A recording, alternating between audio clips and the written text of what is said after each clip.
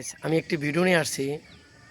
আমাদের এই সমাজের ভিতরে অনেক পরিবারের মধ্যে দেখি স্বামীরা যখন মাঠে কাজ করে আসে, গাড়ি চালিয়ে আসে, বিভিন্ন অফিস থেকে আসে, বাড়িতে আসার পরে অনেক নারীরা ক্যাটক্যাট করে বাসা ইডা নাই, আমার ইডা লাগবো, আমার হিডা লাগবো, অনেক কিছু কথা বলে।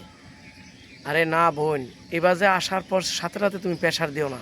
উনি আসার পরে তাকে এক গ্লাস পানি দাও, তার সাথে ভালো ব্যবহার করো, তারপর সে ঠান্ডা হোক, একটু বসুক, তারপরে তুমি তার সাথে কথা বলো যে আমার এটা লাগবো বা ওইটা লাগবো, তখন অবশ্যই দিবে। কোনো স্বামী চায় না কোনো নারী অসন্তুষ্ট থাকুক, অসৌন্দর্য থাকুক, কোনো জিনিসে কষ্ট পাক। স্বামী কষ্ট করে কার জন্য?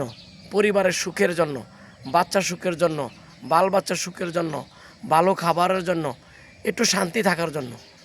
কোনো স্বামী চায় না তার ওয়াইফ কষ্ট পাক, দুঃখ পাক, অসৌন্দর্য থাকুক, অপরিষ্কার থাকুক।